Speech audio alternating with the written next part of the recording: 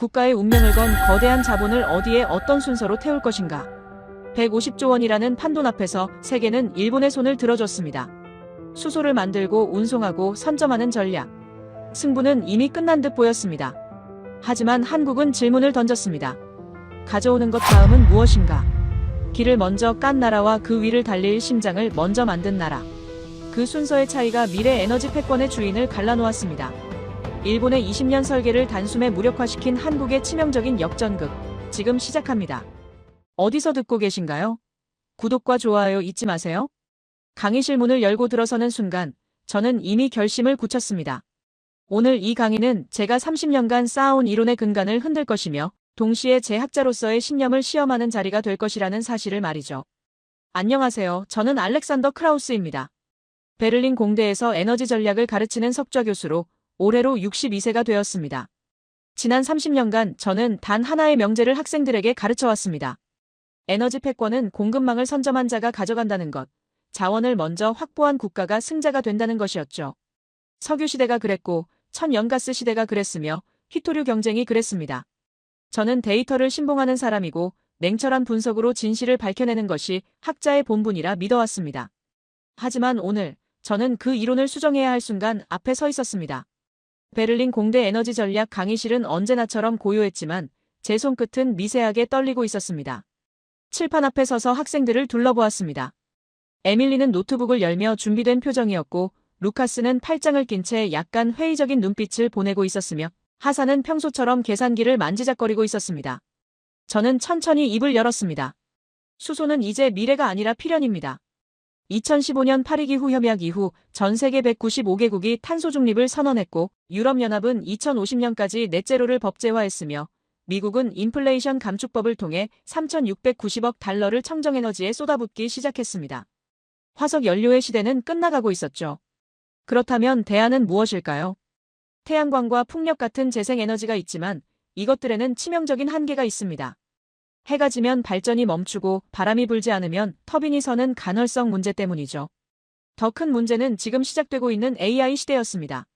챗GPT 하나를 돌리는 데 필요한 전력이 구글 검색의 10배이며 데이터 센터 한 곳이 소비하는 전력은 소도시 하나와 맞먹습니다.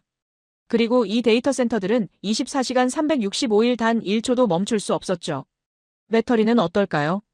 현재 기술로 만들 수 있는 가장 큰 배터리로도 대형 발전소의 전력을 4시간밖에 저장하지 못합니다. 도시 하나를 하루 종일 돌리려면 축구장 수십 개 크기의 배터리가 필요하고 그 비용은 천문학적입니다. 결국 인류에게는 안정적이고 대용량이며 탄소를 배출하지 않는 에너지원이 절실했습니다. 그것이 바로 수소였습니다. 수소는 우주에서 가장 풍부한 원소이며 연소 시 물만 배출하고 액화하면 엄청난 에너지 밀도를 가지며 장기간 저장이 가능합니다. 재생에너지로 물을 전기분해하면 그린 수소를 만들 수 있고 천연가스에서 추출하면서 탄소를 포집하면 블루수소를 얻을 수 있죠. 이론적으로는 완벽한 에너지원이었습니다. 문제는 누가 이 거대한 전환의 중심에 서느냐였습니다. 저는 칠판에 단 하나의 국가명을 적었습니다. 대한민국이라고요. 강의실이 순식간에 술렁였습니다. 학생들의 표정에서 당혹감과 의아함이 뒤섞여 나타났고 몇몇은 서로 눈빛을 교환하며 제가 농담을 하는 건 아닌지 확인하려는 듯 했습니다. 에밀리의 눈썹이 살짝 올라갔고 루카스는 고개를 갸웃거렸으며 하사는 계산기를 내려놓고 제 얼굴을 뚫어지게 쳐다보기 시작했습니다. 저는 그들의 반응을 예상했기에 침착하게 말을 이어갔습니다. 여러분이 알고 있는 수소 경쟁 구도를 떠올려보세요. 일본은 천문학적 자금을 투입해 공급망을 선점하려 했고 유럽은 그린 수소 생산에 막대한 보조금을 쏟아부었으며 미국은 청정수소 허브 건설에 나섰고 중국은 생산 능력을 기하급수적으로 늘리고 있습니다. 전 세계가 수소 확보 경쟁에 뛰어든 상황이죠. 그런데 왜 제가 한국을 언급하느냐고요? 왜냐하면 수소 시대의 진짜 승부처는 여러분이 생각하는 곳과 완전히 달랐기 때문입니다. 저는 지난 30년간 에너지 패권의 공식은 단순하다고 가르쳐왔습니다. 자원을 먼저 확보하라, 공급망을 선점하라, 규모를 키워라. 사우디아라비아가 석유로 세계 경제를 좌우할 수 있었던 이유가 그것이었고 러시아가 천연가스로 유럽을 압박할 수 있었던 이유도 그것이었으며 중국이 희토류로 첨단 산업에 목줄을 줄 수 있었던 것도 같은 논리였습니다. 하지만 2024년 9월 한국에서 일어난 일을 목격한 순간 저는 제 이론 전체를 다시 검토해야 한다는 사실을 깨달았습니다. 한국은 수소를 가장 많이 확보한 나라가 아니었습니다. 공급망을 가장 먼저 선점한 나라도 아니었죠. 하지만 한국은 전 세계가 풀지 못한 한 가지 문제를 해결했습니다.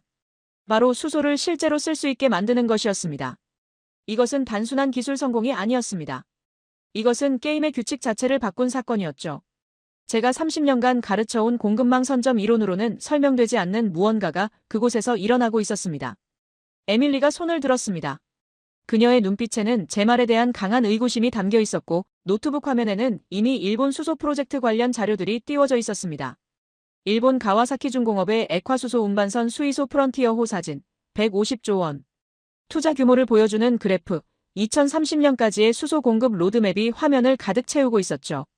저는 그녀가 무슨 질문을 할지 정확히 알고 있었습니다. 왜냐하면 불과 3개월 전까지만 해도 저 역시 똑같은 논리로 일본의 전략을 옹호했었으니까요. 강의실 뒤편에서 루카스가 팔짱을 더 단단히 끼는 모습이 보였습니다. 터빈 설계를 전공하는 그는 아마도 수소 전소의 기술적 난이도를 누구보다 잘 알고 있을 것이고 그래서 더욱 의심스러운 표정을 짓고 있었죠. 하사는 계산기에서 손을 떼고 저를 주시하기 시작했습니다. 중동 국영 에너지 기업에서 파견된 그에게는 오직 하나만이 중요했습니다. 시장 규모와 수익성, 결국 돈이 되느냐는 것이었죠. 창밖으로는 베를린의 겨울 햇살이 차갑게 비쳐들었고 강의실 안은 묘한 긴장감으로 가득했습니다. 저는 이제 막 시작된 이 논쟁이 어디로 향할지 정확히 알고 있었습니다. 오늘 이 강의가 끝날 무렵 이 강의실에 있는 모든 사람의 에너지, 패권에 대한 인식은 완전히 달라져 있을 것입니다. 그리고 어쩌면 저 자신도 30년간 굳게 믿어온 신념을 버리고 새로운 이론을 받아들여야 할지도 모릅니다. 저는 천천히 숨을 들이쉬었습니다. 지금부터 제가 할 이야기는 단순히 한국가의 성공 사례가 아니라 산업전환의 본질이 무엇인지에 대한 근본적인 질문이 될 것이기 때문이었습니다. 수소시대의 진짜 승자는 연료를 먼저 확보한 나라가 아니라 연료를 쓰게 만드는 구조를 먼저 완성한 나라가 될 것입니다. 그리고 그 나라는 바로 한국이었습니다. 에밀리가 손을 들자마자 저는 고개를 끄덕였습니다. 그녀는 노트북 화면을 돌려 프로젝터에 연결했고 곧 강의실 앞 스크린에 일본 수소 프로젝트의 화려한 자료들이 펼쳐졌습니다. 액화수소 운반선 수이소 프론티어호가 파란 바다를 가르는 사진, 150조 원이라는 숫자가 굵게 표시된 투자 규모. 그래프, 2030년까지의 수소 공급 로드맵이 차례로 나타났죠. 교수님, 죄송하지만 이해가 되지 않습니다. 에밀리의 목소리에는 확신이 가득했습니다. 저는 지난 1년간 일본의 수소 전략을 연구해왔고 그들의 접근 방식이야말로 가장 합리적이라고 판단했습니다. 일본은 이미 2017년부터 세계 최초로 국가 차원의 수소 기본 전략을 수립했고 2050년 탄소 중립을 달성하기 위해 150조 원이라는 천문학적 자금을 투입했습니다. 이것은 단순한 투자가 아니라 에너지 패권을 선점하기 위한 국가 전략이었죠. 그녀는 화면을 넘기며 설명을 이어갔습니다. 일본 정부는 2023년 6월 수소 기본 전략을 개정하며 2040년까지 수소 공급량을 연간 1200만 톤으로 확대한다는 목표를 세웠습니다. 이를 위해 호주, 브루나이, 사우디아라비아, 칠레 등 전 세계 주요 수소 생산국들과 장기 공급 계약을 체결했고 액화수소 운송 인프라에만 수조 원을 쏟아부었습니다. 가와사키 중공업이 건조한 수이소 프론티어호는 세계 최초의 액화수소 운반선으로 영하 253도의 극저온에서 수소를 안전하게 운송할 수 있는 기술을 확보했죠. 저는 에밀리의 설명을 조용히 들으며 고개를 끄덕였습니다. 그녀가 제시하는 모든 데이터는 정확했고 논리 역시 탄탄했습니다. 불과 몇 달 전까지만 해도 저 역시 똑같은 자료를 학생들에게 보여주며 일본의 선견지명을 칭찬했었으니까요. 에밀리는 계속해서 말했습니다. 더 중요한 것은 공급망 확보입니다. 일본은 단순히 수소를 구매하는 것이 아니라 생산시설에 직접 투자하고 있습니다. 호주 빅토리아주의 브라운 석탄에서 수소를 추출하는 프로젝트, 브루나이의 유기화학 수소 캐리어 기술, 사우디아라비아의 블루수소 생산 시설까지. 일본은 전 세계 수소 생산의 핵심 고리를 장악하고 있습니다. 이것이야말로 에너지 안보를 확보하는 가장 확실한 방법 아닙니까? 강의실 분위기가 바뀌기 시작했습니다. 학생들은 고개를 끄덕이며 에밀리의 주장에 공감하는 표정이었고 루카스조차 팔짱을 풀고 화면을 주시하기 시작했습니다. 하사는 계산기를 다시 들고 투자 규모를 계산하는 듯했죠. 에밀리의 목소리에는 더욱 힘이 실렸습니다. 게다가 일본은 수소 저장과 활용 인프라도 구축하고 있습니다. 2025년까지 수소 충전소 1000기를 건설한다는 목표로 이미 전국의 충전 네트워크를 확대 중이고 수소 발전소 건설에도 막대한 투자를 진행하고 있습니다. 도쿄 인근에는 수소 전용 발전소가 이미 가동 중이며 2030년까지 수소 발전 비중을 10%까지 끌어올린다는 계획입니다. 그녀는 잠시 숨을 고르더니 핵심을 찔렀습니다. 교수님께서 30년간 가르치신 것이 바로 이것 아닙니까? 에너지 패권은 공급망을 선점한 자가 가져간다고요. 석유 시대의 사우디아라비아가 천연가스 시대의 러시아가 그랬던 것처럼 수소 시대는 공급망을 먼저 확보한 일본이 주도할 것입니다. 한국이 아무리 발전소 기술이 뛰어나다 해도 정작 태울 수소가 없다면 무슨 소용입니까? 강의실은 조용했습니다. 에밀리의 논리는 완벽해 보였고 학생들은 제 반응을 기다리고 있었습니다. 저는 천천히 자리에서 일어나 칠판 앞으로 걸어갔습니다. 제 마음속에서는 묘한 감정이 일렁이고 있었죠. 에밀리가 펼친 논리는 제가 30년간 가르쳐온 이론의 정수였고 그녀는 제 가장 우수한 제자답게 그것을 완벽하게 소화하고 있었습니다. 하지만 바로 그 순간 저는 제가 왜 오늘 이 강의실에 섰는지를 다시 떠올렸습니다. 에밀리의 논리는 틀리지 않았습니다. 다만 불완전했을 뿐이죠. 그리고 제가 에너지 전환에서 가장 중요한 질문 하나를 놓치고 있었습니다. 저는 칠판에 분필을 들었습니다. 에밀리, 훌륭한 분석입니다. 당신이 제시한 모든 데이터는 정확하고 논리도 탄탄합니다. 일본이 150조 원을 투자했다는 것도 사실이고 전 세계 공급망을 확보하고 있다는 것도 맞습니다. 저는 잠시 멈췄다가 다음 문장을 천천히 말했습니다. 하지만 한 가지 질문을 하겠습니다. 그 수소를 어디서 쓸 건가요? 에밀리의 표정이 살짝 굳었습니다. 저는 칠판에 큰 글씨로 적었습니다. 전기는 어디서 만드는가? 그리고 학생들을 돌아보며 말했습니다. 수소를 확보하는 것은 절반입니다. 나머지 절반은 그것을 안전하게, 효율적으로, 경제적으로 태워서 전기를 만드는 구조입니다. 그리고 바로 여기에 일본이, 그리고 전 세계가 직면한 진짜 문제가 숨어 있습니다. 강의실의 공기가 다시 긴장으로 물들기 시작했습니다. 학생들은 제 다음 말을 기다리며 자세를 고쳐 앉았고 에밀리는 노트북 화면을 응시한 채 입술을 깨물고 있었습니다. 루카스의 눈빛이 날카로워졌고 하사는 계산기를 내려놓고 메모를 시작했죠. 저는 천천히 말을 이어갔습니다. 지금부터 우리가 살펴볼 것은 공급의 문제가 아닙니다. 사용의 문제입니다. 그리고 이 질문 앞에서 150조 원의 의미는 완전히 달라지기 시작합니다. 칠판에 적힌 문장을 다시 한번 또박또박 읽었습니다. 전기는 어디서 만드는가? 학생들의 표정이 미묘하게 변하기 시작했습니다. 너무나 당연한 질문처럼 보였지만 그 속에 숨겨진 함의를 아직 정확히 파악하지 못한 듯했죠. 저는 분필을 들고 칠판에 큰 원을 그리기 시작했습니다. 여러분, 지금 이 순간 전 세계에는 몇 개의 발전소가 가동 중일까요? 정확한 숫자를 아는 사람은 없지만 LNG 발전소만 해도 수천 기에 달합니다.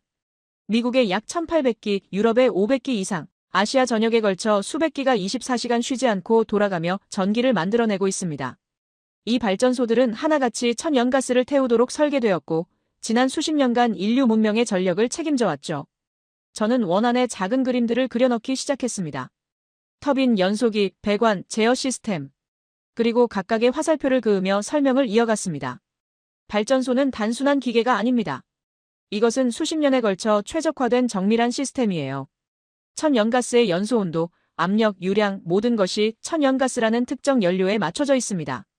연소기의 노즐 크기부터 터빈 블레이드의 각도, 냉각 시스템의 용량까지 모든 부품이 천연가스 연소를 전제로 설계되었죠. 에밀리가 노트북 화면을 내려다보며 무언가를 검색하기 시작했습니다. 루카스는 팔짱을 끼고 칠판의 그림을 뚫어지게 쳐다보고 있었고 하사는 메모를 하다 말고 펜을 멈춘 채 제 말에 집중하고 있었습니다. 그렇다면 수소는 어떨까요? 저는 칠판 옆에 또 다른 원을 그렸습니다. 수소는 천연가스와 완전히 다른 연료입니다. 연소 속도가 천연가스보다 8배 빠르고 화염 온도는 100도 이상 높으며 분자 크기는 훨씬 작아서 미세한 틈으로도 누출됩니다. 더 중요한 것은 역화 현상입니다. 수소는 연소 속도가 너무 빠르기 때문에 불꽃이 연소기 안쪽으로 역류할 수 있고 이것이 발생하면 발전소 전체가 폭발할 수 있습니다. 강의실이 조용해졌습니다. 학생들은 제 말의 의미를 하나씩 이해하기 시작한 듯 보였습니다. 저는 두 개의 원을 손가락으로 가리키며 다음 문장을 천천히 발음했습니다. 그러니까 일본이 아무리 수소를 확보해도 그것을 태울 발전소가 없다면 무용지물입니다. 기존 LNG 발전소에 수소를 그냥 넣을 수는 없습니다. 폭발하거든요. 루카스가 처음으로 입을 열었습니다. 그렇다면 새로운 수소 전용 발전소를 건설하면 되지 않습니까?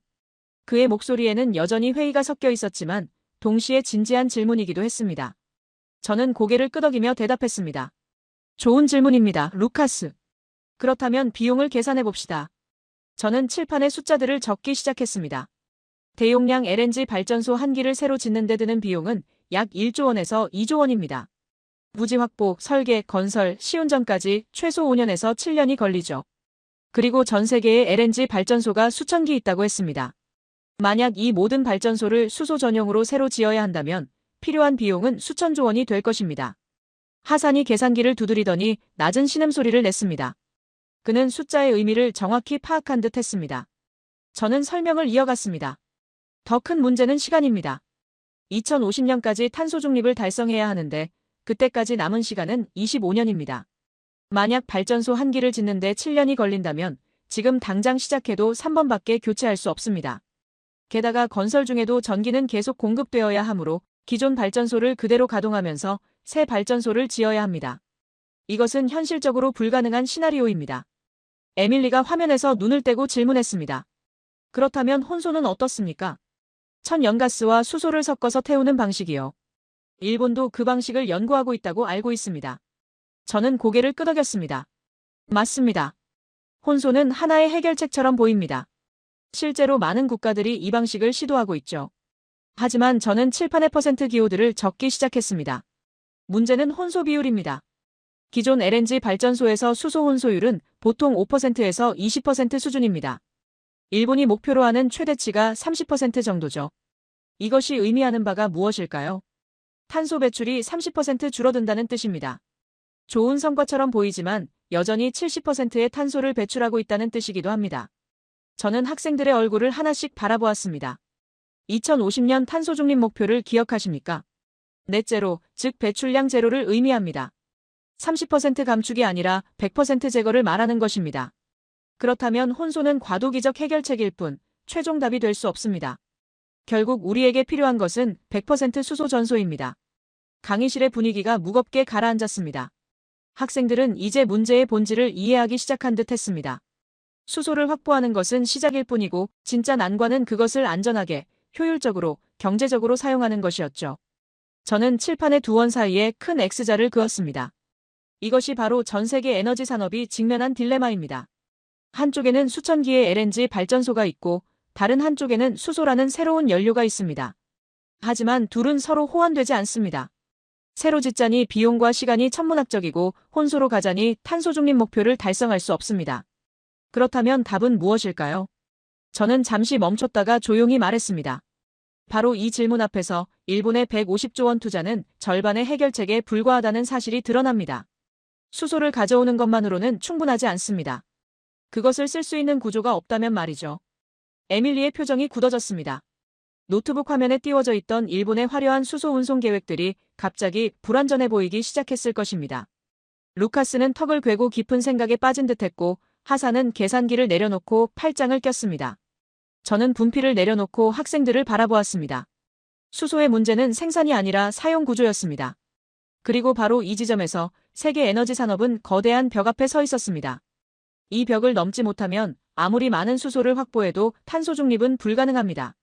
강의실은 침묵에 잠겼습니다. 창밖에 겨울 햇살이 기울어가고 있었고 학생들은 각자의 생각에 잠긴 채 아무 말도 하지 않았습니다. 저는 그 침묵 속에서 다음 장으로 넘어갈 준비를 했습니다. 왜냐하면 이제부터 이야기할 내용이 진짜 핵심이었으니까요. 강의실은 침묵에 잠겼습니다. 창밖에 겨울 햇살이 기울어가고 있었고 학생들은 각자의 생각에 잠긴 채 아무 말도 하지 않았습니다. 저는 그 침묵 속에서 칠판에 새로운 단어를 적기 시작했습니다. 좌초자산이라고요. 하산이 가장 먼저 반응했습니다. 그의 눈빛이 날카로워졌고 계산기를 다시 집어들었습니다. 중동 국영 에너지 기업에서 파견된 그에게 이 단어는 단순한 학술 용어가 아니라 실제 재무제표에 나타나는 숫자였을 것입니다. 저는 천천히 설명을 시작했습니다. 좌초자산이란 무엇일까요? 원래 가치가 있다고 평가받던 자산이 갑작스러운 환경 변화로 인해 가치를 상실하거나 부채로 전락하는 것을 의미합니다. 석탄 발전소가 대표적인 예죠. 불과 10년 전만 해도 석탄 발전소는 안정적인 수익을 보장하는 훌륭한 투자처였습니다. 하지만 탄소 중립 선언 이후 전 세계 석탄 발전소들은 하나둘씩 폐쇄 명령을 받기 시작했습니다. 저는 칠판에 숫자를 적었습니다. 한국의 경우 석탄 발전소 조기 폐쇄로 인한 손실액이 수조 원에 달했습니다. 아직 20년 이상 가동할 수 있었던 발전소들이 환경 규제로 인해 문을 닫아야 했고 그 시설에 투자했던 모든 자본이 한순간에 증발했죠. 은행 대출금은 남아있고 감가상각도 끝나지 않았는데 수익은 제로가 되어버린 것입니다. 에밀리가 조심스럽게 질문했습니다. 그런데 교수님, 석탄과 LNG는 다르지 않습니까? LNG는 천연가스니까 석탄보다 훨씬 깨끗하고 탄소 배출도 적은데요. 저는 고개를 끄덕이며 대답했습니다. 맞습니다, 에밀리. 그래서 지난 20년간 전 세계는 석탄에서 LNG로 전환하는 데 막대한 투자를 했습니다. LNG는 과도기적 에너지원, 즉 석탄에서 재생에너지로 가는 중간 다리 역할을 할 것이라 믿었죠. 저는 칠판에 연도를 표시하기 시작했습니다. 2010년대 중반부터 전 세계적으로 LNG 발전소 건설 붐이 일어났습니다. 미국은 셰일가스 혁명으로 천연가스 생산량이 급증했고 유럽은 러시아산 가스 의존도를 낮추면서도 탄소 배출을 줄이기 위해 LNG 발전소를 대거 건설했으면 아시아 국가들 역시 석탄을 대체하기 위해 수백 기의 LNG 발전소에 투자했습니다. 그런데 문제가 생겼습니다. 저는 칠판에 큰 X자를 그었습니다. 2050년 넷제로 목표가 선언되면서 LNG 발전소의 수명 계산이 완전히 뒤바뀌어 버린 것입니다. 원래 발전소 한 기의 설계 수명은 30년에서 40년입니다. 2015년에 지은 발전소라면 2045년에서 2055년까지 가동될 것으로 예상했죠. 하지만 2050년 이후로는 화석 연료 사용이 사실상 불가능합니다. 탄소세, 배출권 가격, 환경 규제가 천문학적으로 올라가기 때문이죠. 루카스가 계산을 시작했습니다. 그렇다면 2015년에 지은 발전소는 35년이 아니라 25년밖에 못 쓴다는 말씀이신가요? 저는 고개를 끄덕였습니다. 정확히 그렇습니다. 그리고 2020년에 지은 발전소는 30년이 아니라 20년, 2025년에 짓는 발전소는 25년이 아니라 15년만 가동할 수 있습니다. 이것이 의미하는 바를 아십니까? 하산이 계산기를 두드리다가 고개를 들었습니다. 그의 표정이 어두워져 있었습니다. 투자 회수가 불가능하다는 뜻입니다. 발전소 건설에 투입된 자본을 회수하려면 최소 20년에서 25년은 안정적으로 가동해야 하는데 그 기간이 보장되지 않는다면 애초에 투자 자체가 성립하지 않습니다. 저는 하산의 분석에 동의하며 설명을 이어갔습니다. 맞습니다. 그래서 지금 전 세계 에너지 금융 시장에서는 LNG 발전소 프로젝트에 대한 대출 심사가 극도로 까다로워지고 있습니다. 은행들이 묻는 질문은 단 하나입니다. 2050년 이후에 이 발전소를 어떻게 운영할 것인가? 만약 명확한 답이 없다면 대출은 거부됩니다. 에밀리가 노트북에서 뭔가를 찾아보더니 조심스럽게 물었습니다. 그렇다면 이미 건설된 발전소들은 어떻게 됩니까? 전 세계에 수천 기가 있다고 하셨는데 그것들의 총 자산 가치는 얼마나 됩니까? 저는 칠판에 천천히 숫자를 적었습니다. 보수적으로 추정해도 수백조 달러입니다. 강의실이 다시 조용해졌습니다. 학생들은 그 숫자의 무게를 느끼고 있었습니다. 저는 설명을 계속했습니다. 이 발전소들은 대부분 연금펀드, 보험회사, 국영전력회사가 소유하고 있습니다. 즉, 수백만 명의 노후 자금이 이 자산에 묶여 있다는 뜻입니다. 만약 이 발전소들이 2050년 이전에 가동을 중단해야 한다면 그 손실은 누가 떠안습니까? 루카스가 낮은 목소리로 중얼거렸습니다. 결국 국민 세금이겠죠. 저는 고개를 끄덕였습니다. 맞습니다. 한국의 석탄 발전소 조기 폐쇄 보상금도 결국 전기요금과 세금으로 충당되었습니다. 그런데 LNG 발전소는 석탄 발전소보다 규모가 훨씬 큽니다. 만약 전 세계 LNG 발전소를 조기 폐쇄해야 한다면 그 비용은 상상을 초월할 것입니다. 저는 칠판에 두 가지 선택지를 적었습니다. 첫째, 막대한 비용을 들여 발전소를 조기 폐쇄하고 새로운 수소 발전소를 건설한다. 둘째, 2050년 탄소 중립 목표를 포기한다. 저는 학생들을 바라보며 물었습니다. 여러분이라면 어떤 선택을 하시겠습니까? 아무도 대답하지 않았습니다. 두 선택지 모두 받아들이기 어려웠기 때문이죠. 첫 번째는 경제적으로 감당할 수 없고 두 번째는 지구의 미래를 포기하는 것이나 다름없었습니다. 저는 천천히 말했습니다. 이것이 바로 좌초자산 위기의 본질입니다. 문제는 수소가 부족한 게 아닙니다. 이미 있는 발전소를 어떻게 살릴 것인가, 아니면 어떻게 정리할 것인가의 문제입니다. 그리고 이 질문에 대한 답을 찾지 못하면 에너지 전환은 불가능합니다. 하산이 계산기를 내려놓으며 말했습니다. 결국 핵심은 경제성이군요. 아무리 환경이 중요해도 수백조 달러의 손실을 감수할 수 있는 나라는 없습니다. 저는 동의하며 고개를 끄덕였습니다. 정확합니다. 그래서 전 세계는 딜레마에 빠졌습니다. 탄소 중립을 달성해야 하지만 그 과정에서 기존 자산을 모두 포기할 수는 없는 상황이었죠. 에밀리가 조용히 물었습니다. 그렇다면 해결책은 없습니까? 저는 잠시 침묵했다가 대답했습니다. 있습니다. 하지만 그 해결책은 공급망을 확보하는 것이 아니라 기존 발전소를 살리는 방법을 찾는 것이었습니다. 수소를 가져오는 것보다 훨씬 어려운 과제였죠. 강의실에는 무거운 긴장감이 흘렀습니다. 학생들은 이제 문제의 실체를 완전히 이해한 듯 했습니다. 일본의 150조 원 투자도, 유럽의 대규모 보조금도, 미국의 청정수소 허브도 모두 절반의 해결책에 불과했던 것입니다. 진짜 문제는 수소를 어떻게 공급하느냐가 아니라 기존 인프라를 어떻게 전환하느냐였습니다. 저는 분필을 내려놓고 학생들을 바라보았습니다. 그리고 바로 이 지점에서 한국의 접근 방식이 완전히 달랐다는 사실을 말씀드려야겠습니다. 창밖에 햇살이 완전히 기울었고 강의실은 어스름한 빛에 잠겨 있었습니다. 그리고 바로 이 지점에서 한국의 접근 방식이 완전히 달랐다는 사실을 말씀드려야겠습니다. 저는 칠판을 지우고 새로운 문장을 적기 시작했습니다. 질문이 달랐다고요. 학생들의 시선이 일제히 칠판으로 향했습니다. 저는 왼쪽에 하나의 질문을 적었습니다. 어떻게 수소를 확보할 것인가? 그리고 오른쪽에 또 다른 질문을 적었습니다. 어떻게 수소를 쓰게 만들 것인가? 두 문장은 비슷해 보였지만 그 안에 담긴 사고방식은 완전히 달랐습니다. 저는 첫 번째 질문을 가리키며 설명했습니다. 일본은 그리고 대부분의 국가들은 이 질문에서 출발했습니다. 수소 시대가 온다면 먼저 수소를 확보해야 한다. 생산지를 선점하고 운송 루트를 장악하며 저장 인프라를 구축한다. 이것은 매우 합리적인 접근입니다. 석유 시대에도 천연가스 시대에도 통했던 방식이었으니까요. 에밀리가 고개를 끄덕였습니다. 그녀는 여전히 이 논리가 타당하다고 생각하는 듯 했습니다. 저는 설명을 이어갔습니다. 하지만 이 접근 방식에는 하나의 전제가 숨어 있습니다. 수소를 확보하기만 하면 시장은 자연스럽게 형성될 것이라는 가정이죠. 공급이 수요를 창출한다는 논리입니다. 저는 두 번째 질문을 가리켰습니다. 반면 한국은 정반대 방향에서 시작했습니다. 수소를 아무리 많이 가져와도 그것을 태울 곳이 없다면 무용지물이다. 그렇다면 먼저 수소를 쓸 수 있는 구조를 만들어야 한다. 이것이 한국의 출발점이었습니다. 루카스가 손을 들었습니다. 그런데 교수님, 그 차이가 왜 중요합니까? 결국 둘 다 필요한 것 아닙니까? 공급도 있어야 하고 사용 구조도 있어야 하는 것 아닌가요? 저는 미소를 지으며 대답했습니다. 훌륭한 질문입니다, 루카스. 물론 둘 다 필요합니다. 하지만 어디서부터 시작하느냐에 따라 전체 전략이 완전히 달라집니다.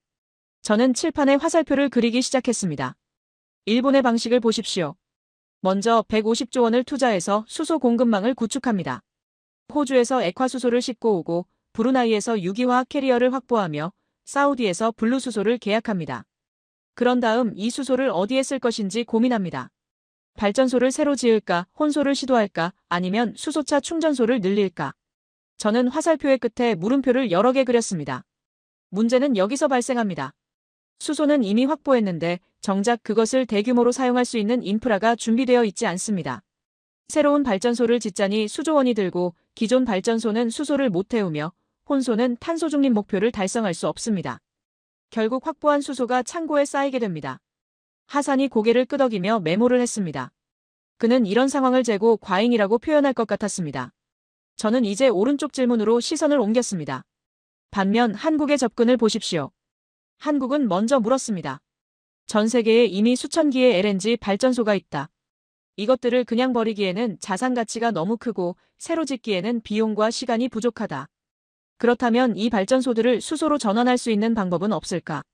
만약 그것이 가능하다면 수소 수요는 폭발적으로 증가할 것이다. 에밀리가 노트북을 보며 조용히 물었습니다. 그런데 교수님, 아까 말씀하시길 기존 발전소에 수소를 그냥 넣으면 폭발한다고 하지 않으셨습니까? 저는 고개를 끄덕였습니다. 맞습니다. 그래서 한국은 다른 질문을 했습니다. 발전소 전체를 바꾸지 않고 일부만 바꿔서 수소를 태울 수는 없을까? 저는 칠판에 발전소 그림을 다시 그렸습니다. 발전소는 여러 부품으로 구성되어 있습니다. 터빈, 발전기, 냉각 시스템, 제어 장치, 송전 설비, 그리고 연소기. 저는 연소기 부분에 동그라미를 쳤습니다. 한국은 이렇게 생각했습니다. 문제가 되는 건 연소 부분이다. 수소는 천연가스보다 연소 속도가 빠르고 온도가 높으니까 연소기가 견디지 못하는 것이다. 그렇다면 연소기만 바꾸면 되지 않을까? 루카스가 눈을 크게 떴습니다. 그는 터빈 설계를 전공하는 만큼 이 아이디어의 의미를 즉시 파악한 듯 했습니다. 연소기만 교체한다는 말씀이십니까? 나머지 설비는 그대로 두고요. 저는 고개를 끄덕였습니다. 정확합니다. 터빈은 그대로, 발전기는 그대로, 송전망도 그대로. 오직 연소기만 수소에 맞게 새로 설계해서 교체하는 것입니다. 하산이 계산기를 다시 집어들었습니다. 그렇다면 비용이 획기적으로 줄어들겠군요. 발전소 전체를 새로 짓는 게 아니라 부품 하나만 교체하는 것이니까. 저는 동의하며 말했습니다. 맞습니다. 그리고 시간도 엄청나게 단축됩니다. 새 발전소 건설에 7년 걸리는 것과 달리 연소기 교체는 몇 개월이면 가능합니다. 게다가 발전소 가동을 중단할 필요도 없습니다. 정기 점검 기간에 교체하면 되니까요. 에밀리가 화면을 스크롤하며 무언가를 찾고 있었습니다. 그녀는 회의적인 표정으로 물었습니다. 하지만 교수님, 그게 정말 가능합니까? 수소는 아까 말씀하신 대로 폭발 위험이 있고 역화 현상도 있다고 하셨잖아요. 연소기만 바꾼다고 그 문제들이 다 해결됩니까? 저는 잠시 침묵했습니다. 에밀리의 질문은 핵심을 찔렀습니다. 이것이야말로 한국이 직면했던 가장 큰 기술적 도전이었으니까요. 저는 천천히 대답했습니다. 쉽지 않았습니다. 사실 거의 불가능에 가까웠죠. 전 세계 어느 나라도 성공하지 못했던 기술이었습니다. 저는 칠판의 퍼센트 수치들을 적기 시작했습니다. 대부분의 국가들이 도전한 혼소율을 보십시오. 일본 30%, 독일 25%, 미국 20%. 이것도 대단한 성과입니다. 하지만 한국은 다른 목표를 세웠습니다. 저는 100이라는 숫자를 크게 적었습니다. 100% 수소 전소. 강의실이 다시 조용해졌습니다. 학생들은 그 숫자의 의미를 이해하고 있었습니다. 30%와 100% 사이에는 단순한 수치 차이가 아니라 완전히 다른 차원의 기술적 난이도가 존재했습니다. 저는 설명을 이어갔습니다. 바로 여기서 한국과 일본의 전략이 갈라졌습니다. 일본은 수소를 먼저 확보하고 그것을 30%씩 조금씩 섞어 쓰는 방식을 택했습니다. 안전하고 현실적인 접근이죠. 하지만 한국은 달랐습니다. 한국은 100% 전소를 목표로 삼았고 그것을 달성하기 위해 기존 발전소 구조를 완전히 재설계하는 방향을 선택했습니다. 루카스가 중얼거렸습니다. 그건 엄청난 도박 아닙니까? 실패하면 투자한 돈이 다 날아가는데. 저는 고개를 끄덕였습니다. 맞습니다. 엄청난 위험이 따르는 선택이었죠. 하지만 성공한다면 그 파급력은 상상을 초월할 것이었습니다. 저는 칠판의 두 질문을 다시 가리켰습니다. 정리하겠습니다. 일본은 어떻게 가져올까를 고민했고 한국은 어떻게 쓰게 만들까를 고민했습니다. 일본은 공급망 확보에 150조 원을 쏟았고 한국은 사용구조 혁신에 집중했습니다. 일본은 30% 혼소를 목표로 했고 한국은 100% 전소를 목표로 했습니다. 하산이 조용히 말했습니다. 결국 시장 창출의 문제로군요. 일본은 공급을 만들어 놓고 시장이 생기길 기다렸지만 한국은 수요를 먼저 만들어서 시장을 강제로 형성시킨 것입니다. 저는 미소를 지었습니다. 정확한 분석입니다. 하산. 에밀리가 노트북을 닫으며 물었습니다. 그렇다면 한국은 어떻게 그 불가능해 보이는 기술을 완성했습니까? 저는 칠판에 마지막 문장을 적었습니다. 그것이 바로 다음 이야기입니다. 창밖은 이미 어두워져 있었고 강의실 형광등 불빛만이 밝게 빛나고 있었습니다. 학생들의 눈빛은 처음과 달리 진지함으로 가득했고 그들은 이제 한국의 전략이 왜 다른지를 이해하기 시작한 듯 했습니다. 저는 칠판에 새로운 단어를 적었습니다. 레트로핏이라고요. 루카스가 즉시 반응했습니다. 개조라는 뜻입니까? 기존 설비를 업그레이드하는 것을 말하는 건가요? 저는 고개를 끄덕이며 대답했습니다. 정확합니다. 레트로핏은 기존 시설을 철거하지 않고 핵심 부품만 교체해서 성능을 향상시키는 기술을 의미합니다.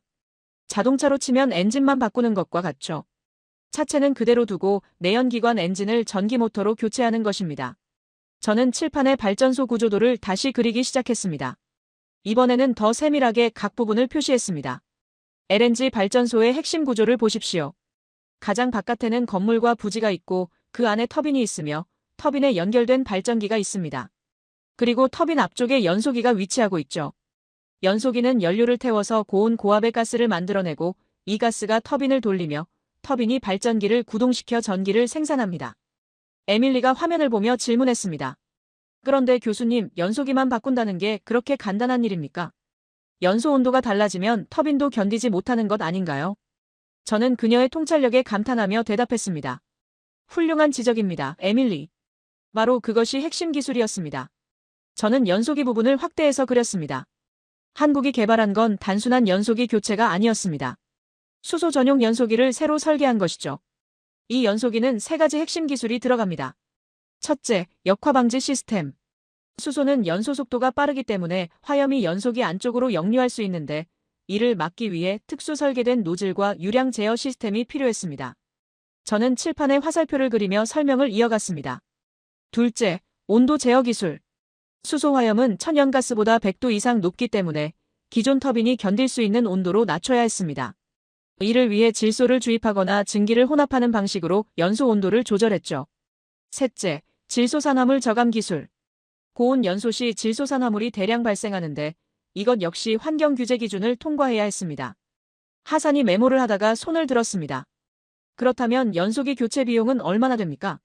새 발전소를 짓는 것보다 훨씬 저렴하다고 하셨는데 구체적인 숫자가 궁금합니다. 저는 칠판에 숫자를 적기 시작했습니다. 새로운 수소 발전소를 건설하는 비용이 발전소 한 기당 약 1조 원에서 2조 원이라고 했습니다. 반면 레트로핏 방식은 연소기와 관련 제어 시스템만 교체하므로 비용이 약 1,000억 원에서 2,000억 원 수준입니다. 저는 두 숫자 사이에 화살표를 그었습니다. 10분의 1 수준이죠. 그리고 공사 기간도 7년이 아니라 6개월에서 1년이면 충분합니다. 루카스가 눈을 빛냈습니다. 경제성이 완전히 다르네요. 그렇다면 전 세계 LNG 발전소를 모두 레트로핏으로 전환한다면 새로 짓는 것보다 수천조 원을 절약할 수 있다는 말씀이십니까? 저는 고개를 끄덕였습니다. 정확합니다. 그리고 더 중요한 것은 시간입니다. 2050년까지 25년밖에 남지 않았는데 모든 발전소를 새로 지을 시간이 없습니다. 하지만 레트로핏 방식이라면 가능합니다. 에밀리가 조심스럽게 물었습니다. 그런데 교수님, 왜 다른 나라들은 이 방법을 시도하지 않았습니까? 일본도, 독일도, 미국도 이런 접근을 하지 않은 이유가 있지 않을까요? 저는 잠시 침묵했습니다. 그녀의 질문은 핵심을 찔렀습니다. 저는 천천히 대답했습니다. 두 가지 이유가 있었습니다. 첫째는 기술적 난이도였습니다. 혼소와 전소는 완전히 다른 차원의 문제입니다. 30% 혼소는 기존 연소기를 약간 수정해서 가능하지만 100% 전소는 연소기 전체를 새로 설계해야 합니다. 수소만으로 안정적인 연소를 유지하면서 동시에 역화를 방지하고 온도를 제어하며 질소산화물을 줄이는 것. 이 모든 조건을 동시에 만족시키는 건 거의 불가능에 가까웠습니다. 저는 칠판의 실패 사례들을 나열하기 시작했습니다. 실제로 여러 나라에서 시도했지만 실패했습니다. 독일의 한 연구소는 수소 전소 실험 중 역화 현상으로 연소기가 파손되었고, 일본의 어느 프로젝트는 질소산화물 배출이 기준치를 초과해서 중단되었으며, 미국의 시범 사업은 연소 불안정으로 인해 터빈 효율이 급격히 떨어졌습니다. 루카스가 진지한 표정으로 물었습니다. 그렇다면 한국은 어떻게 성공했습니까? 저는 미소를 지으며 대답했습니다. 그것이 두 번째 이유와 연결됩니다. 바로 관점의 차이였습니다. 저는 칠판에 두 가지 접근 방식을 적었습니다. 대부분의 국가들은 이렇게 생각했습니다. 수소 연소기를 개발하자. 즉, 완전히 새로운 기술을 만들어내는 것에 집중했죠. 하지만 한국은 다르게 접근했습니다. 기존 LNG 발전소를 어떻게 살릴 것인가? 이미 있는 터빈, 발전기, 송전망을 최대한 활용하면서 수소를 태울 수 있는 방법을 찾은 것입니다. 하산이 고개를 끄덕이며 말했습니다. 결국 자산 보존의 관점이군요. 기술 개발이 아니라 기존 자산을 어떻게 전환할 것인가의 문제로 본 거네요. 저는 동의하며 설명을 이어갔습니다. 정확합니다. 그리고 이 관점의 차이가 기술 개발 방향을 완전히 바꿨습니다. 저는 칠판에 한국의 개발 과정을 적기 시작했습니다. 한국은 먼저 기존 발전소의 모든 부품을 분석했습니다.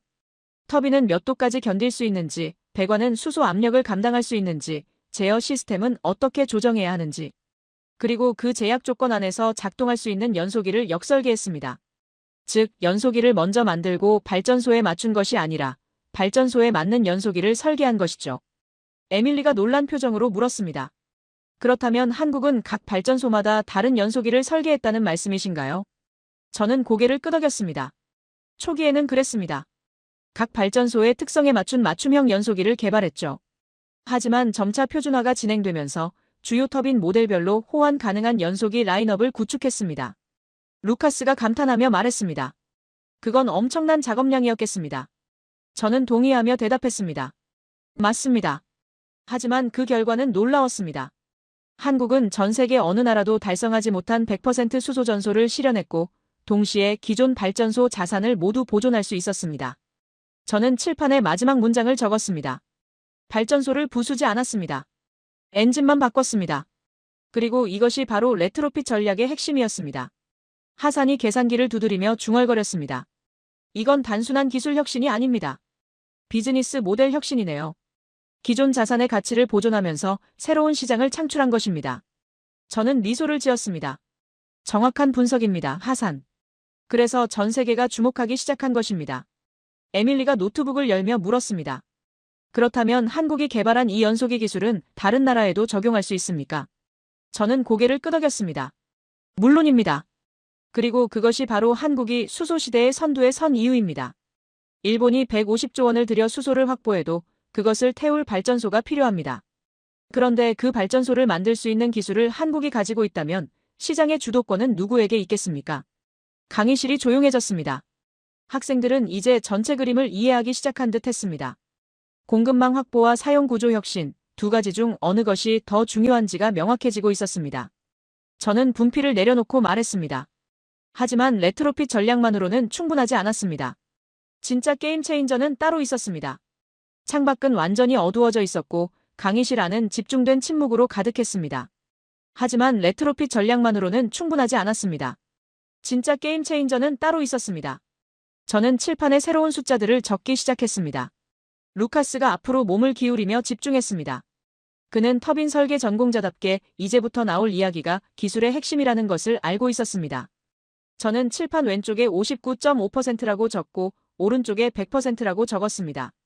2024년 2월 한국 서부발전은 태안화력 9호기에서 첫 번째 시도를 시작했습니다.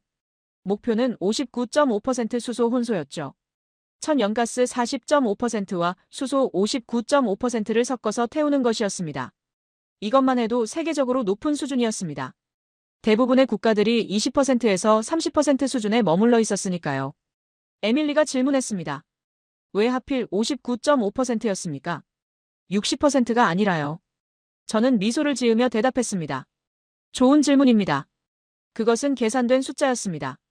연구팀이 시뮬레이션을 수백 번 돌린 결과 59.5%가 기존 터빈이 안정적으로 견딜 수 있는 한계치였기 때문이죠. 1%라도 더 올리면 진동이 발생하고 연소 불안정이 시작될 수 있었습니다. 저는 설명을 이어갔습니다. 2024년 2월 첫 점화가 이루어졌습니다. 연구진들은 숨을 죽이고 모니터를 지켜봤죠. 연소기에 불이 붙고 터빈이 돌아가기 시작했으며 발전기가 전기를 만들어냈습니다. 초기 데이터는 안정적이었습니다. 온도, 압력, 진동, 모든 수치가 정상 범위 안에 있었죠. 하산이 메모를 하며 물었습니다. 그렇다면 성공한 겁니까? 저는 고개를 저었습니다. 아직 아닙니다. 진짜 시험은 지금부터였습니다. 발전소는 24시간 365일 돌아가야 합니다. 몇 시간 작동하는 것과 몇 달간 안정적으로 가동하는 건 완전히 다른 문제죠. 저는 칠판에 타임라인을 그리기 시작했습니다. 2월부터 5월까지 3개월간 59.5% 혼소 운전이 계속되었습니다. 그 과정에서 수많은 문제들이 발견되었죠. 특정 부하 구간에서 진동이 증가한다거나 야간 온도가 떨어지면 연소 효율이 낮아진다거나 습도가 높은 날 질소산화물 배출이 증가하는 등의 문제들이었습니다. 루카스가 고개를 끄덕였습니다. 실제 운전 데이터를 모으는 과정이었군요. 저는 동의하며 말했습니다. 정확합니다. 실험실이 아닌 실제 발전소에서 실제 전력망에 연결된 상태로 운전하면서 데이터를 축적한 것입니다. 그리고 그 데이터를 바탕으로 연소기와 제어 시스템을 계속 개선해 나갔죠. 저는 타임라인에 다음 지점을 표시했습니다. 2024년 6월, 한국은 다음 단계로 넘어갔습니다. 75% 혼소 테스트였죠. 이제 천연가스는 25%만 남기고 나머지 75%를 수소로 채웠습니다. 저는 학생들을 바라보며 말했습니다. 이 구간이 가장 위험했습니다. 에밀리가 긴장한 표정으로 물었습니다. 왜 위험했습니까? 저는 칠판에 화학식을 적기 시작했습니다. 수소 비율이 75%를 넘어가면 연소 특성이 천연가스보다 수소에 가까워집니다. 연소 속도가 급격히 빨라지고 화염 온도가 치솟으며 역화 위험이 기하급수적으로 증가하죠. 실제로 6월 초 첫 테스트에서 역화 징후가 감지되었고 즉시 가동을 중단해야 했습니다. 강의실이 조용해졌습니다.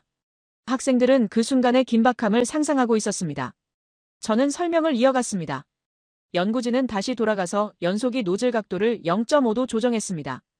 연료 분사 압력을 3% 높였고 냉각 공기 유량을 미세하게 조절했습니다. 그리고 일주일 후 다시 시도했죠. 하산이 조용히 말했습니다. 엄청난 인내심이 필요했겠군요. 저는 고개를 끄덕였습니다. 맞습니다. 이것은 단순한 기술 개발이 아니라 끈질긴 실험과 개선의 반복이었습니다.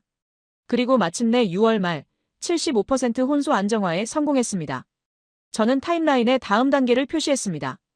2024년 7월부터 8월, 한국은 마지막 도전을 시작했습니다. 100% 수소 전소였죠. 이제 천연가스는 완전히 제거하고 오직 수소만으로 터빈을 돌리는 것이었습니다. 루카스가 숨을 죽이며 물었습니다.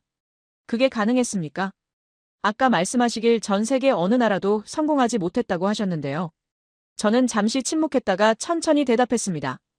2024년 9월 17일 태안화력 9호기는 인류 역사상 최초로 대용량 LNG 발전소에서 100% 수소 전소를 달성했습니다. 저는 칠판에 그날의 데이터를 적기 시작했습니다.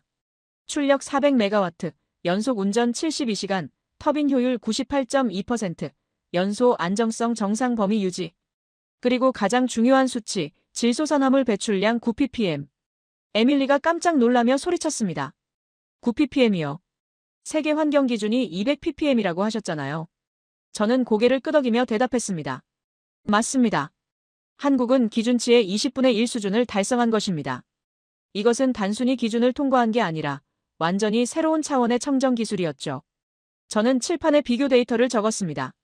일본의 목표치 200ppm, 독일의 실험 결과 150ppm, 미국의 시범 사업 180ppm, 그리고 한국 9ppm. 저는 학생들을 바라보며 말했습니다. 어떻게 이것이 가능했을까요? 루카스가 대답했습니다. 연소 온도 제어 기술이겠죠. 아까 말씀하신 질소 주입이나 증기 혼합 방식으로요. 저는 미소를 지으며 말했습니다. 부분적으로 맞습니다. 하지만 한국이 개발한 건 그 이상이었습니다. 저는 칠판에 새로운 다이어그램을 그렸습니다. 한국 연구진은 다층 연소 시스템을 개발했습니다. 연소기를 여러 구역으로 나누고 각 구역마다 온도와 압력을 다르게 설정한 것이죠. 1차 연소 구역에서는 낮은 온도로 천천히 태우고 2차 구역에서 온도를 높이며 3차 구역에서 완전 연소를 달성합니다. 이렇게 단계적으로 연소하면 질소산화물 생성을 최소화하면서도 높은 효율을 유지할 수 있었습니다. 하산이 감탄하며 말했습니다. 그건 완전히 새로운 연소 이론 아닙니까? 저는 고개를 끄덕였습니다. 맞습니다. 한국은 단순히 부품을 교체한 것이 아니라 연소과학의 새로운 영역을 개척한 것입니다. 그리고 그 결과는 놀라웠죠. 저는 칠판의 마지막 타임라인을 그렸습니다. 2024년 9월 17일 첫 성공 이후 10월까지 연속 운전 시간을 늘려갔습니다. 72시간, 일주일, 2주, 한 달. 그리고 마침내 안정적인 상업 운전이 가능하다는 것이 증명되었습니다. 에밀리가 노트북을 보며 말했습니다. 이건 단순한 기술 성공이 아니네요. 전 세계 에너지 산업의 판도를 바꿀 수 있는 혁신입니다. 저는 동의하며 대답했습니다. 정확합니다. 왜냐하면 이제 전 세계 수천 기의 LNG 발전소가 수소로 전환될 수 있다는 가능성이 열렸으니까요. 루카스가 계산을 하며 말했습니다. 그렇다면 좌초자산 위기가 해결되는 건가요? 발전소를 폐쇄하지 않아도 되고 새로 짓지 않아도 되며 그냥 연소기만 교체하면 탄소 중립을 달성할 수 있다면요. 저는 고개를 끄덕였습니다. 바로 그것입니다. 한국이 만든 건 단순한 기술이 아니라 해결책이었습니다. 하산이 조용히 말했습니다. 이제 일본의 150조 원 투자가 다르게 보이기 시작하네요. 수소를 확보해도 태울 곳이 없었는데 이제 한국 기술을 쓰면 기존 발전소를 모두 활용할 수 있습니다. 결국 시장의 주도권은 기술을 가진 쪽에 있는 거군요. 저는 칠판에 마지막 문장을 적었습니다. 한국은 7개월 만에 59.5%에서 100%로 불가능을 가능으로 만들었습니다. 그리고 질소산화물 9ppm이라는 세계 기록을 세웠습니다. 에밀리가 노트북을 닫으며 조용히 말했습니다. 저는 잘못 생각하고 있었습니다. 공급망이 전부가 아니었네요. 저는 그녀를 부드럽게 바라보며 대답했습니다. 당신만 그렇게 생각한 게 아닙니다. 저 역시 30년간 그렇게 가르쳐 왔으니까요. 학생들은 각자의 생각에 빠져 있었고 저는 이제 마지막 결론을 이야기할 시간이 되었다는 것을 알고 있었습니다. 저는 천천히 칠판으로 걸어가 오늘 강의 내내 적어왔던 모든 내용을 지우기 시작했습니다. 깨끗해진 칠판 앞에서 저는 한참을 서 있었습니다. 62년을 살아오면서 그 그중 30년을 에너지 패권 이론을 가르치며 보낸 제 인생이 지금 이 순간 새로운 국면을 맞이하고 있었습니다. 손에 쥔 분필이 미세하게 떨리고 있었지만 저는 더 이상 주저하지 않았습니다. 저는 칠판에 단 하나의 문장을 적었습니다. 나는 틀렸다. 학생들이 일제히 고개를 들었습니다. 에밀리의 눈이 커졌고 루카스는 숨을 멈춘 듯 보였으며 하산은 계산기를 내려놓고 저를 응시했습니다. 저는 그들을 천천히 둘러보며 말을 이어갔습니다. 나는 30년 동안 여러분에게 그리고 수천 명의 학생들에게 하나의 진리를 가르쳐왔습니다. 에너지 패권은 공급망을 선점한 자가 가져간다고 말이죠. 사우디아라비아를 보라, 러시아를 보라, 중국을 보라. 자원을 먼저 확보하고 운송 루트를 장악하며 저장시설을 구축한 자들이 승자가 되었다고 가르쳤습니다. 저는 칠판에 그동안의 역사를 간단히 적었습니다. 1970년대 오일 쇼크, 사우디의 석유 패권, 2000년대 러시아의 가스 전쟁, 유럽 에너지 위기, 2010년대 중국의 히토류 독점, 첨단 산업 장악. 저는 이 모든 사례를 분필로 가리키며 말했습니다. 이것들은 모두 사실입니다. 부인할 수 없는 역사적 증거들이죠. 그래서 저는 일본의 전략이 옳다고 믿었습니다. 150조 원을 투자해서 수소 공급망을 선점하는 것, 그것이야말로 합리적인 접근이라고 판단했습니다. 에밀리, 당신이 오늘 제시한 논리는 제가 30년간 가르쳐온 이론의 정수였습니다. 그리고 저는 당신을 자랑스럽게 생각합니다. 왜냐하면 당신은 제 가르침을 완벽하게 이해하고 있었으니까요. 에밀리가 고개를 숙였습니다. 그녀의 눈가가 붉어지고 있었습니다. 저는 부드럽게 말을 이어갔습니다. 하지만 오늘 저는 그 이론을 수정해야 합니다. 왜냐하면 한국이 보여준 것은 완전히 다른 패러다임이었기 때문입니다. 저는 칠판을 가로지르는 선을 그었습니다. 왼쪽에는 과거라고 적고 오른쪽에는 미래라고 적었습니다. 과거의 에너지 패권은 자원 확보의 게임이었습니다. 석유가 묻혀있는 땅을 차지하고 가스관을 먼저 깔며 광산을 선점하는 것. 공급을 장악하면 수요는 따라올 수밖에 없었죠. 왜냐하면 대체제가 없었기 때문입니다. 저는 미래 쪽을 가리켰습니다. 하지만 수소 시대는 다릅니다. 수소는 우주에서 가장 풍부한 원소이고 물만 있으면 어디서든 만들 수 있으며 생산 기술도 이미 확립되어 있습니다. 문제는 공급이 아니었습니다. 문제는 전환이었죠. 루카스가 조심스럽게 말했습니다. 기존 인프라를 어떻게 바꾸느냐의 문제였다는 말씀이시군요. 저는 고개를 끄덕이며 대답했습니다. 정확합니다. 전 세계에는 수천 기의 LNG 발전소가 있고 수백조 달러의 자산이 묶여 있으며 수백만 명의 노후 자금이 걸려 있습니다. 이것을 어떻게 할 것인가? 버릴 것인가? 살릴 것인가? 바로 이 질문이 수소시대의 진짜 승부처였습니다. 저는 칠판에 두 가지 선택지를 적었습니다. 일본의 선택, 공급망 선점 후 인프라 구축. 한국의 선택, 인프라 전환 후 수요 창출. 저는 두 선택지를 비교하며 설명했습니다. 일본은 전통적인 방식을 택했습니다. 먼저 수소를 확보하고 그 다음 사용처를 찾는 것. 하지만 사용처를 만드는 데는 천문학적인 비용과 시간이 필요했고 좌초자산 문제를 해결할 수 없었습니다. 결국 150조 원을 투자했지만 정작 수소를 대규모로 쓸 수 있는 구조는 만들어지지 않았습니다. 반면 한국은 역발상을 했습니다. 먼저 기존 발전소를 수소로 전환할 수 있는 기술을 개발하고 그것이 가능해지면 수소 수요는 자연스럽게 폭발할 것이라고 본 것이죠. 그리고 실제로 그렇게 되었습니다. 한국이 100% 전소에 성공한 순간 전 세계 모든 LNG 발전소가 잠재적 수소 시장으로 바뀌었습니다. 하산이 메모를 하며 말했습니다. 결국 시장 설계의 문제였군요. 일본은 공급을 만들고 시장이 생기길 기다렸지만 한국은 수요 구조를 먼저 만들어서 시장을 강제로 형성시킨 것입니다. 저는 감탄하며 대답했습니다. 완벽한 분석입니다. 하산. 바로 그것입니다. 저는 칠판에 새로운 문장을 적었습니다. 패권은 자원을 먼저 확보한 자가 아니라 자원을 쓰게 만드는 구조를 만든 자가 가져간다. 강의실이 조용해졌습니다. 저는 학생들을 하나씩 바라보며 말을 이어갔습니다. 여러분, 이것이 제가 30년 만에 깨달은 진실입니다. 석유 시대에는 유전을 가진 자가 이겼고 천연가스 시대에는 가스관을 가진 자가 이겼습니다. 하지만 수소 시대는 다릅니다. 수소를 가장 많이 확보한 나라가 아니라 수소를 가장 효율적으로 쓸 수 있게 만든 나라가 승자가 됩니다. 에밀리가 조용히 물었습니다. 그렇다면 일본의 150조 원 투자는 실패한 건가요? 저는 고개를 저으며 대답했습니다. 아닙니다. 일본의 투자는 여전히 중요합니다. 수소 공급망은 반드시 필요하니까요. 다만 그것만으로는 충분하지 않다는 것입니다. 공급과 사용, 둘 다 필요하지만 사용 구조를 먼저 만든 쪽이 게임의 규칙을 정하게 됩니다. 루카스가 말했습니다. 그렇다면 이제 일본도 한국의 기술이 필요하겠네요. 한국이 개발한 레트로핏 기술과 100% 전소 연소기가 없으면 일본이 확보한 수소를 제대로 쓸 수가 없으니까요. 저는 고개를 끄덕였습니다. 바로 그것입니다. 그래서 지금 전 세계가 한국을 주목하고 있는 것입니다. 저는 칠판의 마지막 문장을 적기 시작했습니다. 제 손은 더 이상 떨리지 않았고 오히려 확신에 차 있었습니다. 저는 학생들을 향해 돌아서며 천천히 말했습니다. 나는 30년 동안 공급망이 먼저라고 가르쳤습니다. 자원을 확보하고 운송 루트를 장악하며 저장 시설을 구축하라고 말했습니다. 그것이 에너지 패권을 잡는 길이라고 믿었습니다. 그러나 오늘 수정합니다. 패권은 자원을 먼저 확보한 자가 아니라 자원을 쓰게 만드는 구조를 만든 자가 가져갑니다. 공급망을 장악하는 것보다 사용 구조를 설계하는 것이 더 중요합니다. 시장을 기다리는 것보다 시장을 창출하는 것이 더 강력합니다. 이번에는 한국입니다. 강의실은 완전한 침묵에 잠겼습니다. 에밀리는 눈물을 닦고 있었고 루카스는 깊은 생각에 빠져 있었으며 하사는 계산기를 내려놓은 채 저를 바라보고 있었습니다. 창밖의 어둠은 완전히 내려앉았고 베를린의 밤은 고요했습니다. 저는 분필을 내려놓고 천천히 말했습니다. 오늘 강의는 여기까지입니다.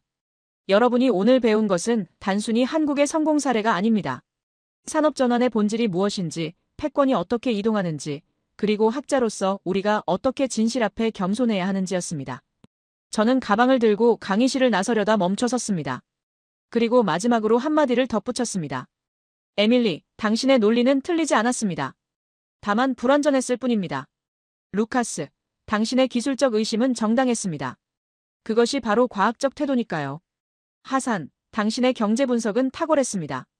시장을 이해하는 사람만이 진정한 변화를 만들 수 있습니다. 저는 문 앞에서 돌아서며 학생들을 마지막으로 바라보았습니다. 그리고 여러분 모두에게 감사합니다.